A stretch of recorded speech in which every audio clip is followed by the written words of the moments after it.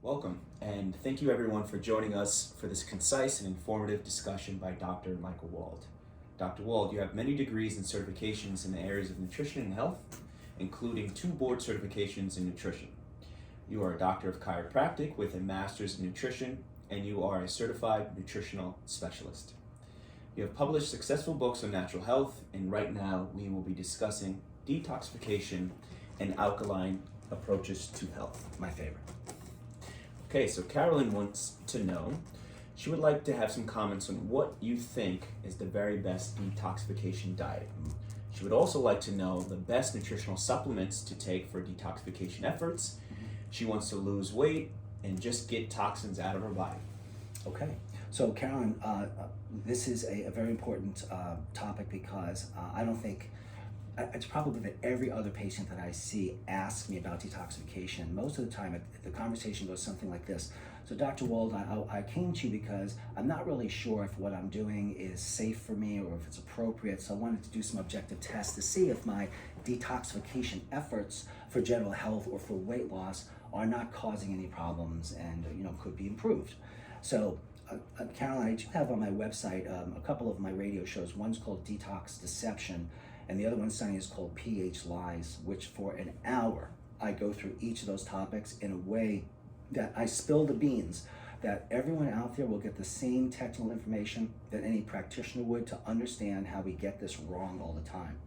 So let me give you a concise summary of what is wrong and what is right with the alkaline perspective and detox in general for weight loss and general health. So when it comes to, let's start with the alkaline question setting, because most people will say to me, well, I thought that alkaline is good, acid is bad. Well, that depends. Alkaline is not good in your stomach because you need to have acid in your stomach. Alkaline is what we need in the mouth so that we have an alkaline environment for the starch digesting enzyme amylase to work. And then when we get the small intestine, it should be on the alkaline end, not the acid end. And then our urine, for example, should be on the acid side. Let's say the acid side. Well, that's why with urinary tract infections, sometimes acidophilus would be given, right? That has like a 30% chance of curing most urinary tract infections. But acidophilus is acid producing. So when you bring the acid up, that produces an inhospitable environment for various bacteria and some fungi in the urine. So when we talk about is acid good, is alkaline good, and then you say, well, what about the blood? Shouldn't we be alkaline? No, we should not be alkaline. Our blood pH, the pH is a measurement of acid alkalinity in the body. The pH scale goes from 0 to 14, and 7 is in the middle, and water is the neutral substance. So the average blood pH in human beings, regardless of race, ethnicity, and other factors, male, female, is 7.4. 7.4. Now, some of you may be a little confused with that because you may be thinking of saliva pH or urine pH, and those pHs, Sonny, they go up and down literally every minute. I could say boo to a person and change their pHs in those areas. And some practitioners, because they can't use blood, use urine and saliva. I'm not saying there are no reasons to do those things, but for the whole overall body trying to determine if you need to be alkaline or not, it's absolutely false. When the pH drops, so I said 7.4 is the average, but the range is 7.35, Sonny, to 7.45. So 7.4 is in the middle of that range. The blood is extremely tightly controlled in that range. So if it goes low or high, some serious problems have happened. But the saliva and urine, not so much. So if the blood is 7.4, that's neutral is 7, so it's a little higher. So it's on the alkaline end. You can't have a 6 blood. You can't survive with that. Although you can survive with a more or less actual alkaline pH, but you want to be in that range because beyond that, that's when a lot of difficulty occurs with enzyme function in the body, which depends on pH. So enzymes are molecules that run the rate of reactions for healing in the body, either speeding them up or slowing them down. So the concept of pH is this: you should have your acid or alkaline pH in your various compartments. And how is that done? By improving a person's general health, giving their body what it needs. Their body is their organs and glands and tissues and cells, and then the cells work better of the organs and they produce their proper pHs, which secretes it into the mix, so we get a 7.4, and that's kind of how we do it. So what a person needs from one person to another may be very, very different.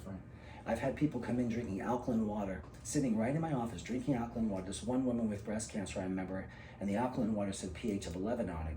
And she's drinking this and drinking. I said, can I test the pH of that water? The pH was just over a 7.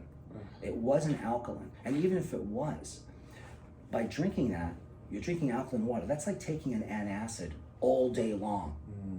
And you dilute your stomach acid, which causes malabsorption and malnutrition. And even bacterial overgrowth in the stomach, because you need the acid to break those bacteria down. But now it's alkaline, it's like a free-for-all. And then, of course, if the stomach acid is alkalinized by drinking alkaline water, you mess up the rest of the digestive tract's coordinated effects, because the stomach connects to the small intestine, which connects to the large intestine, and all this feedback gets screwy.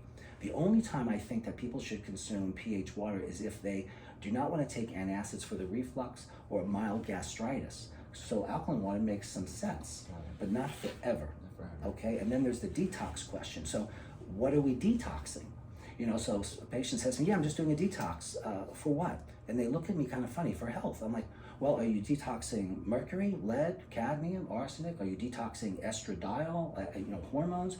Are you detoxing inflammatory mediators? What are we detoxing? Is it a combination of those things? So the detox, Sonny, has to be formulated based on what the toxins actually are. So you get a baseline of these toxins if there are tests to measure them, like heavy metals are easy to test, and then you organize the diet and nutritional supplements and other lifestyle factors to get rid of those toxins. But very different detoxifying nutrients and other chemicals, compounds known as chelators, which basically bind to toxins and bring them out, are sometimes necessary to get this detox right. And the last point is for weight loss. So what the body does with toxins, Sonny, is it takes these toxins that are fat soluble and puts them in fatty tissue. That's a way that the body copes with the toxic load, by diluting the fat soluble toxins in the fat stores. So let's say this table in front of us here is a fat cell, and everything on the table are the toxins. If you detoxify properly, you remove the stuff from the table, and then when you burn your fat, the table will shrink down. But if the toxins are still there, if the objects are still on the table in the fat tissue, when you lose weight, let's say reducing your calories and exercising, you'll shrink the fat stores. Everything on the table will get close to each other, and it's all this concentrated toxin, and then the body rebounds and makes more fat stores because you didn't first detoxify. So the secret, Sonny, the secret to detoxifying is knowing your toxins and giving the person the appropriate detoxifying agents for that. Sometimes their diet, sometimes their supplementation, sometimes it's exercise. Certain toxins need to be brought out through the urine as opposed to the stool, breathing, skin, and that's how you do it. But you need to know what you're doing rather than people simply doing these non-specific detoxes, and they'll say to me, but I feel good. You know how many patients with cancer that come to me that feel good, but they have metastatic disease all over? Or you feel good until you don't. So maybe a person's feeling good now, but if they have a toxic burden that you're not paying attention to, along with some pH problem in a different area of the compartments of the body, then you have issues. So, Carolyn, thanks for this question, because the detox question is a big one. Its relevance to pH is important, and the detox diet that we figure out needs to be based on the toxins, the person's health, medications, what their labs show. Then you give them all the natural substances, and then you make sure you check the toxins to know they truly have detoxified. Okay, elimination from the bowel is different than detoxification. Detoxification is the taking of toxins and converting them into forms that can be eliminated. All toxins eventually need to be turned into water-soluble toxins so they can be urinated out, or sometimes they'll come out through the sweat. But don't think you're going to do like a sauna, get rid of your mercury toxicity. That's just not going to work. Or you're just going to take some chlorella and think you're going to detoxify. So it's just not going to happen. But we know how to detoxify most substances, and in almost every case they can be done naturally.